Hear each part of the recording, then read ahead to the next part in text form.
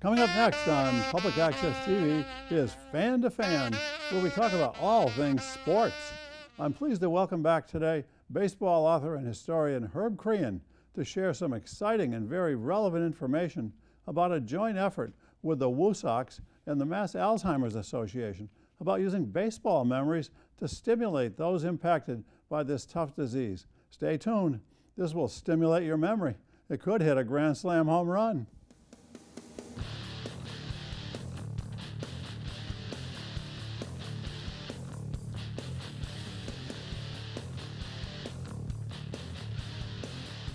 Welcome to Fan. I'm your host, Dave Hornfischer, a Boston sports fan. And I'm excited today to speak with another real true Sox fan, Herb Crehan, who has interviewed over 150 Red Sox players. He's written 160 Red Sox game programs, feature stories, and 3 books, primarily about the 1967 Impossible Dream Team. Today, Herb is here to tell us about a new initiative using baseball memories as a vehicle to help those affiliated with Alzheimer's disease through a number of real and potential partners in the professional baseball world, starting with our very own Worcester Red Sox. Herb, welcome back. Nice to be back. Nice to have you Thanks here. for having me. We had you here to talk about your books before, and maybe we can touch base a little bit on that and talk about some of your past efforts that gave you a whole brain full of Red Sox memories. Really? Based on so how did you come to interview over 150 Red Sox players? Well, I wrote a book on the 1967 Red Sox, as you mentioned, and that led to an assignment with the Red Sox. I did a series, New England's Adopted and Native Sons, and there are 6 editions a year of the program, and all of a sudden it's 25 years and 150 players and 162. But I enjoyed every minute, obviously. So you had some great memories in some of those. You know, Frank Sullivan was one that you came to know. I think we have a picture of one of the programs that you did with him as a game program one day. There it is. That was one of your articles. Talk a little bit about Frank Sullivan. Yeah, and, you know, as we just said, I've interviewed over 150 players, and there's always at least an hour, and there's always a little personal touch. Yeah. And in a few cases, it's led to an ongoing relationship. Another example would be Bill Bouquet, Right. Pride of Medford, Mass. And in Frank's case, we just bonded. And as you know, in the 50s, he was pretty much the Red Sox best pitcher. Oh, he was, yeah. He and Tom Brewer and who was it? Willard Nixon. And yes, yeah. And Frank went to 2 All-Star games. Okay. And so he was, you know, in some ways my hero. And we just hit it off. In fact, he lives in Kauai, Hawaii, and invited me to come out and stay with him. And so I spent 12 days with he and his lovely wife. And so we became good friends, is the best way to put it. And after he passed away, the family was nice enough to find some memorabilia that Frank left behind that they wanted me to have. We have one of his bats here that you got. Yep. You can, Too big for me, but Frank was 6'6½", so this is perfect for him. And he wasn't a great hitter, but you know, when he hit his triple and got to third base, the third base coach said, "Welcome to third base, Mr. Sullivan. I don't think you've been here before." And he also had a great sense of humor. So we just became really great friends. And he loved that I knew all the history. And in fact, when I did Rich Gedman, he said, "You know my career better than I do." So with some of this, these are the kinds of stories that you try to pull together when you do some of your talks as part of this. And I mean, I think a lot of people, I mean, me and a lot of people my age all know Frank Sullivan. The young people today have no clue who he or Bill Bouquet is probably, but if you mention that name to a senior citizen, they, "Oh, I was there when he pitched a one-hitter or something." Or, exactly. Yeah. That's exactly right. And I tried to hit on something that's, you know, really in current. This year it's the 75-15 1975 World Series team, Right. 50th anniversary. So it's on people's mind, and I get to remind them that's when Saturday Night Live. Saturday Night Live, right. Lots of things happened, and and then I take them through the season, the highlights, the two Golden Boys, and Right. and a wonderful year from them. And Have you done a book on the '75 team? no, I haven't. I thought about it, but Because you did do one. This one that's right here in the center called the 19. And we had you on the show before, and you talked about how you connected with Jim Lonberg for that. It's interesting. I've written about players all the way back to Bobby Doerr, who started in 1937, up through the 2013 guys, Flying Hawaiian, and that whole. So I have 80 years of history, and I'm hoping to write a book on the 2013 Red Sox. Okay. Because of their association with the city of Boston in helping to heal after the marathon tragedy. And so the two things go right together. They won the World Championship, and that was a year that should not be forgotten. Yeah, I think sports in general, I think, have a real healing effect. Were there some examples of that? Just to go off script a little bit, but I'm just thinking about back in World War II. I mean, we certainly know that Ted Williams was in the war, and World War II and the Korean War. But were there other kinds of things that in the history that were moments where sports has had a therapeutic kind of a thing? And following up on that, they all talked to me about spring training in 1946, because literally everybody on the 1942 Red Sox team went into the service. Right. And, Ted was in Tallahassee, and Pesky was out in Hawaii, and Bobby Doerr was here. Yeah. Everybody was in different places. They had no contact. So they said 1946 spring training was like a homecoming. It was like a reunion. And they were very conscious of the fact that they all came back healthy, and not everybody did. Right. So we get a lot of the human interest kind of thing that comes out, how they felt about one another. There's a lot of bonding. And so the talks that you're doing with different memory groups most recently, and that's kind of what we really want to focus the show on today. I mean, it started most recently with Rich Gedman. I think we have a picture coming up here of Rich and you at a talk that you did in Worcester, and this is is this part of the MLB effort then? No, totally separate and apart. Okay. All right. This is an effort, and just to back up a little bit, MLB, all 30 teams have an arrangement with the National Alzheimer's Association, and they make visits to residents.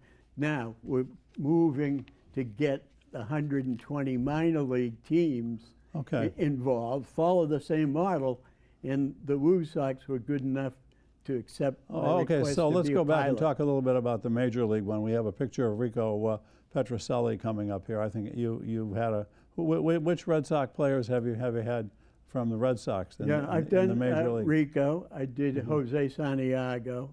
I did Skip Lockwood. I've done 4 of them. I did several. Rico and I are great pals at this point. And I've known him now for almost 40 years. And so we have a conversation just like you and I are having a So what kind of stories would Rico tell? Well, I would probe him about 1967. And, he's the guy that caught the last out. Yeah, exactly. And Rico would say, it was the easiest pop fly of the year, but I was, dear God, please let me catch this.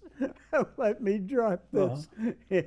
And so, I went primarily back about 1967 because the audience is likely to remember that. And, we look at the ages of the people who are there and try to marry the conversation to be compatible with what their ages are. So I would take them from the very beginning of '67 spring training and highlights for him and the players and how much they wanted to kill Dick Williams. Really? He wasn't a popular manager. Gary Bell said, we were the most united team in the history of Major League Baseball. Because? United in our hatred of Dick Williams. but he got him to play well. I mean, and he next says, but nobody else could have brought us across the finish line. It took a 37-year-old hard ass, if I may use that, that's right, to get us there. And you know, when I interviewed Dick Williams, one of his players with the Padres said, first thing I'm going to do when I retire is get in my car and run over Dick Williams. and I asked Dick about it, and he laughed. He said, everybody cashed their playoff checks too. So when you're talking to Alzheimer's group or a memory unit with that, how does that conversation go? You've got a player with you, and what's the flow of that? You probably introduce it, and then does the player start by just telling stories, or does he ask questions or to the audience? Or? Yeah, and the first part really is to kind of get them in the spirit and get them to sing "Take Me Out to the Ball Game," get them to, you know, attempt to get them to join in the question and answer, and try to create a light atmosphere. Sure. You know, when I start out, I look out and there are a lot of people who need a smile and a laugh and hopefully even connect on a memory. So I warm them up, and then I talk to them very much in the retired player, very much in the same way I would interview them for a story. So Rico, what do you remember best about 1967? And when did you know you really had a chance to win? And what did you do after you caught the pop-up? and that sort of thing. And again, hoping it's going to connect. And I've had people come up to me afterwards and said, boy, thanks for talking about 1967. I hadn't thought about that in years. Oh, that's wonderful. Yeah, that's the spark that, you know, it's really become a campaign for me, if you will. And does a discussion like that, get somebody? I mean, just as we're talking about this right now, it just brings into my mind the year Carl Yastrzemski had, and when he was just did everything. Exactly. Yeah. And I think baseball has more anecdotes, and obviously 162 games. A lot of things have happened in the last 80 years, and more stories, more time to sit around and talk. Where if you think about, the Celtics on the bench, it isn't like there's any chance to talk the guy next to you. Right. And I think there's just more stories. And I think the players love to tell them. Although I will say, before 1975, they had more fun. They tell better stories. They have better jokes. They have more camaraderie. Now, the money's so big that they're pretty serious. Yeah.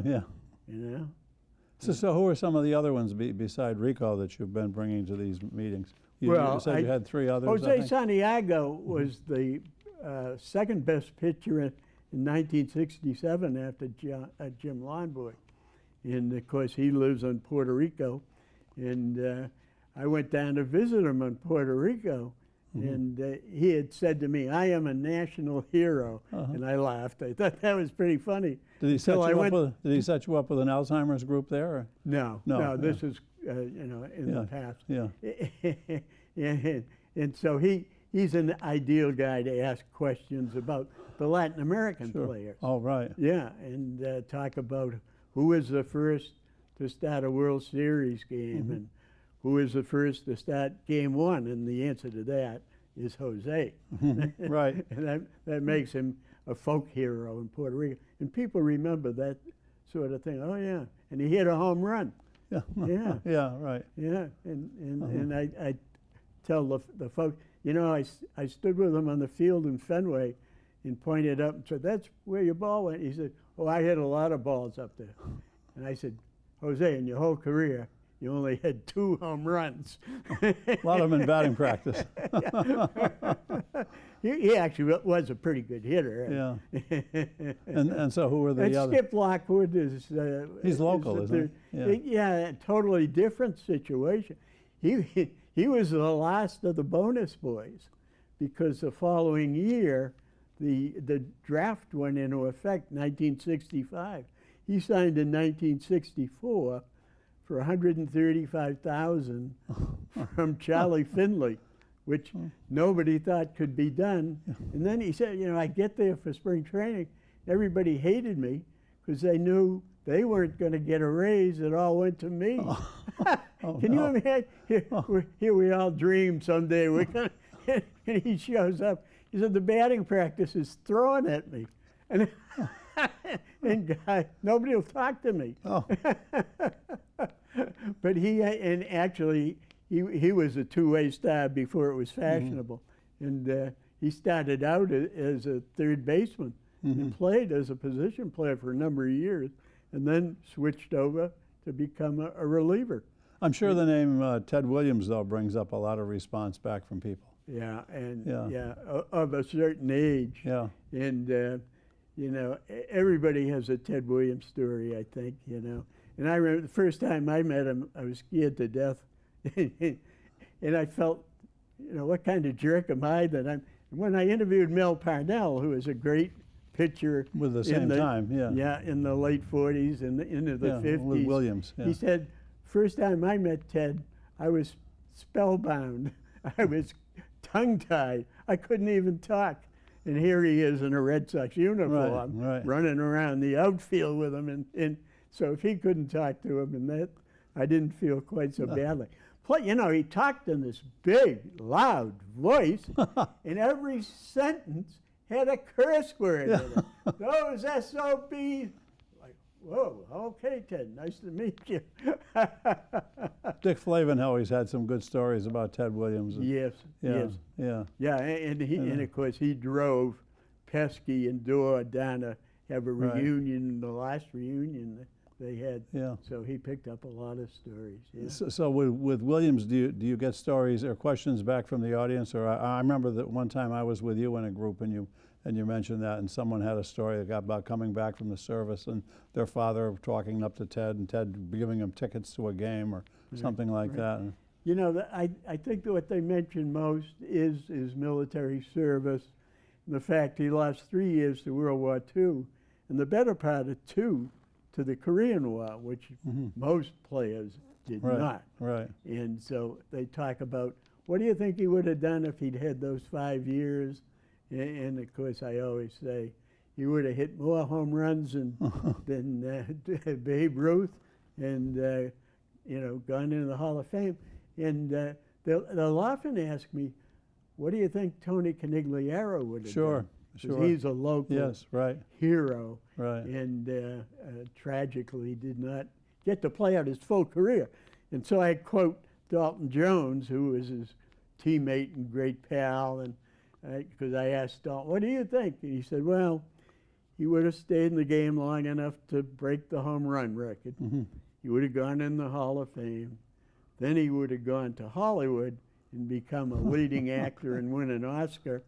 And then he would have come back to Massachusetts and be elected governor.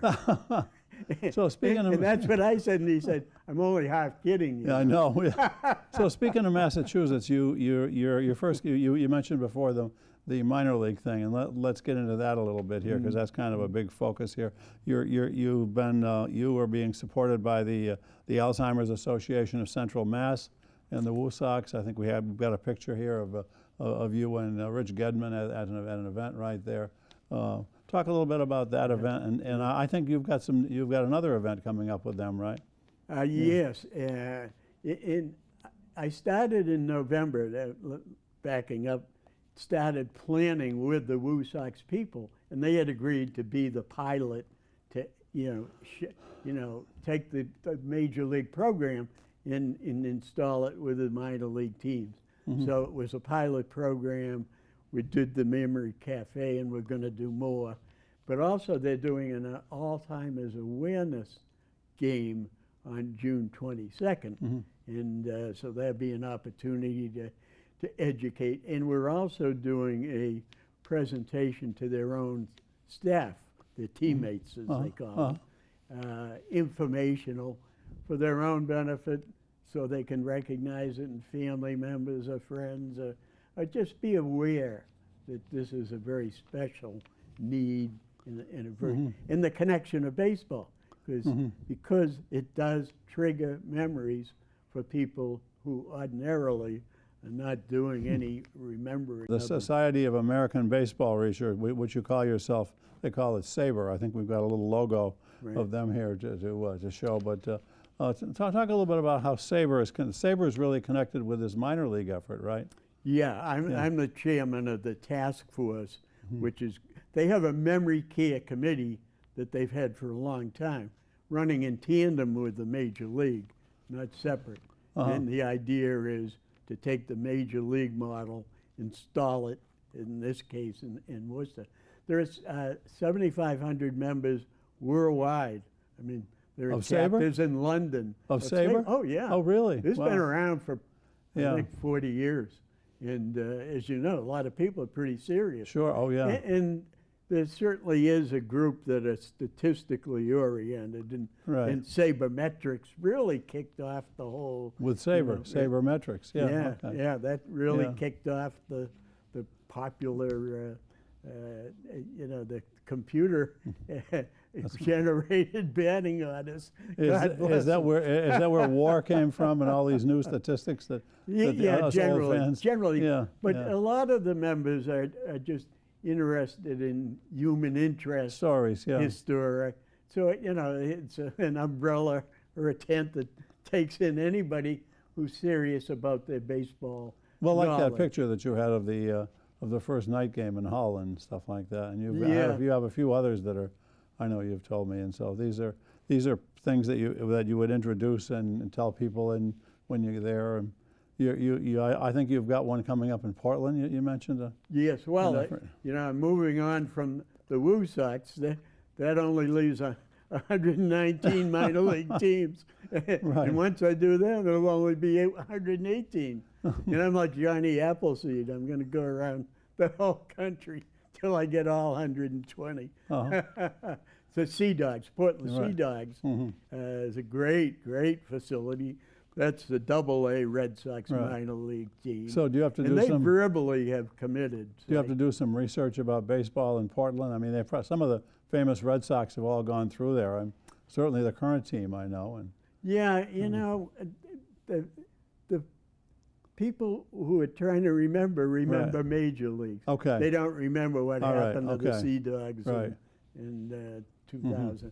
And Bob Stanley has actually gone up and done memory cafes, the same idea. So it'd be something like that. He was actually born in South Portland. His family was from New Jersey, and they just happened to be up there. But he's always been connected to. I like your use of the term memory cafes, because my wife, who suffered with this at the end of her life, we would go to music cafes. There was a nice one in Marlborough, and they called them memory cafes. But I think the idea of putting baseball into that same venue I think is really creative and helpful, especially for men. Yes, well, that's a good point, because men love music, obviously, but it might be tilted a little bit. In the men love baseball. A lot of women who love baseball too. My older daughter's one of the best fans I know. So it does reach out to the men and brings everybody in, because I think the Red Sox more so than other teams. There's so much history, and they've been in the family, so it becomes a family affair. Sure. Well, you mentioned to me when we were talking about this that you've had connections with phone calls with people outside New England with this. Did you say Scottsdale? Yeah, well, we being SABR, I think of myself as. Well, you are. You're the face of it. Yeah. Scary though that may be. For what it's worth. And they have a national committee on memory care. Really? With the idea of, in a number of the different chapters, doing projects. For example, New York City does a Zoom meeting once a month with people who are affiliated, afflicted with Alzheimer's, but they're in their homes and comfortable, and get them on, and I go on as a volunteer to tell them some Red Sox, Yankee stories. Sure. I do the same thing in Cleveland. Scottsdale, of course, is an amalgam everybody. So I regularly go on 3 of the Zoom meetings, and it's fun because it's easy. You know, it's 4 o'clock. What the heck? I'll get on the computer for an hour and talk to some nice people, and you know, you get a good response, and they're comfortable because they're in their own setting. Sure. Yeah, and some of them probably more so than in the memory care physical presence. So we tried to reach out in a number of different ways, and that's true. Throughout the country, some of the chapters are very active. You've had a long-standing connection with the villages in Florida too. Is there a memory care unit there too that you connected with? I asked about that. The villages has the largest Red Sox fan club outside of Boston, and maybe larger even. They have like 1,100 members. Wow. Yeah, well, population 100,000. It's not a village by any. No. In any event, they flew me down in January to speak, and in fact, I talked about the 1967 Red Sox, which was ideal for their demographics. And when I got through, they said, "Can you come back next year?" And I said, "Sure." Yeah. So I have a nice, and that was one of my specific questions. When I come back next year, can you set me up to talk with a group that you have going, a support group related to Alzheimer's? Right. And they said, "Oh, absolutely." Is that a different audience when you speak to just a council on aging group or a senior very center? much so. Yeah. But let me give you an example. In Holliston, we're going to do a general presentation it's in July. Then I'm going to do a memory care presentation in August, and we've agreed in July I'm going to be doing to a general audience presentation on the 1975 Red Sox. Then I'm going to sit with the woman who directs the Alzheimer's group, and we're going to take that presentation, split it in half, keep the half that'll be the most, and then come up with, we were talking earlier about Saturday Night Live, and come up with day-to-day kinds of things that'll impress others beyond. Like Gene Autry. Yeah, Gene Autry's coming. Oh no, I guess he's busy. A baseball owner himself, yeah. But to back up, when I said Gene Autry, I said, "Now is he Happy Trails again?" And somebody goes, "No, that was Roy. I love Roy." Somebody else. So whatever is gonna. Yes, bring back. And that's a very safe thing. You'd say my favorite player was Billy Consolo. They're afraid the group will boo him. You can make a mistake. You cannot make a mistake with Gene Autry. I love it. And in fact, the tie-in to Rich Gedman was Rich came up in Game 5, and Gene Autry was upstairs. They're all celebrating 2 outs in the ninth. They finally go to the World Series, and of course they had the amazing comeback. Right. It was the amazing comeback until we had the Yankees 0-3. Right. But it was quite a comeback, and it broke poor Gene Autry's heart. It's really all Rich's fault. Well, he got a big hit. Yeah, he did. Yeah. Well, he got hit in the arm. Oh, that's right. He said, that's right. There were 2 outs, and if I make an out, the season's over. Right. And he digs in. First pitch hit him and he said, my first reaction, I was really angry, hurt. Yeah. And I'm like, we've been doing this for 7 months. Can't you throw the damn ball over the plate? And then he goes, oh, wait, I'm off the hook. Oh, I'm on base. And he scored the tying run a little bit later. Well, Herb, you've got a million stories. I know you and I have shared a lot of them, and it's always great having you here with all of your incredible connections from all your interviews. And I think it's wonderful that you're doing this with Alzheimer's. So thank you very much for coming. And as always, the work that you're doing is really great. Thank you for having me, and we'll stay in good touch on the Alzheimer's. Okay, thank you. So fans out there, check this out. We run on Access Framingham 4 nights a week, and we put the shows up on YouTube, and check out baseball and dig into your own baseball memories as you talk with your people in your family. You're going to bring back a lot of good stuff. Good night.